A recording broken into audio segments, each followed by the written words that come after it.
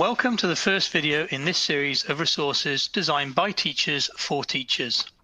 This set of resources has been created to aid teachers, both new to teaching computer science and those more experienced, in understanding the requirements of practical on-screen assessment as featured in Paper 2 of the Pearson Edexcel GCSE 9-1 Computer Science Qualification. Throughout this series, we will be using our existing assessment materials as the vehicle to help you to prepare your students for examination, but also develop how you assess your students' responses and eventually create your own assessment materials to use at your centre. The first series will use sample assessment materials, or SAMs, for Paper 2, and these are available from the Pearson Qualification webpage.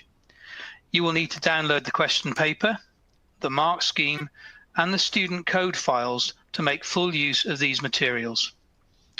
In this set of resources, we will talk you through each of the 6 questions from the SAMs in turn, using the same format and structured approach. We will start by looking at the mark scheme and mapping where you can find more information about the content that is being assessed. We will then look at a number of student responses using a screen grab of the student's text file. The examples will be worth different marks to help you see what our assessment team are looking for, and commentary will justify where marks are or are not awarded. We also include commentary on common misconceptions, common mistakes, and exam technique where relevant. Questions 1 to 4 have 2 example responses, one near the mid-range of marks and one that is less than the mid-range marks. These questions have less scope for a variety of responses. That is to say that the exact answers are more predictable, so will vary less from that given in the original mark scheme. Questions 5 and 6 are higher tariff questions and therefore have 4 example responses. One is a full mark response, followed by 2 mid-range responses, and then 1 less than mid-range response. We will then finish by considering how you might attempt to write a question like the one being analysed, so that you can create bespoke and unique assessment materials for your classroom. Understanding how questions are created will help you understand better how they are marked and how a student might need to approach responding to them in their final exam.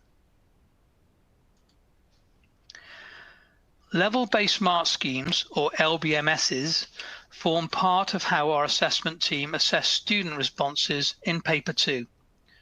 There are 3 LBMSs, one for design, one for good programming practice, and one for functionality.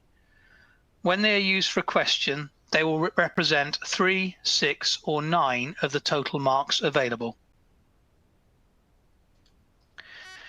When preparing students for the Paper 2 assessment, rather than anticipating or predicting where LBMSs are being used for a question, students should instead develop the skills of a good beginner programmer, which can be summarized into these 3 points.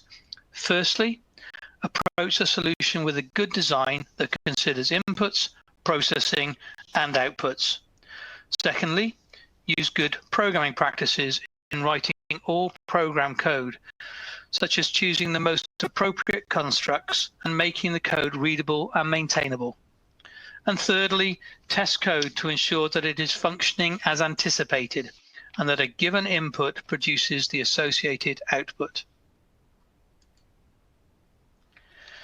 These resources can be used to both develop your own skills and understanding as a computer science teacher, but can also be used within the classroom with students in the 4 ways shown on this slide. Often the best ways to develop a full understanding of how our questions are assessed is to design your own, which can be beneficial not only as a teacher, but as a student too.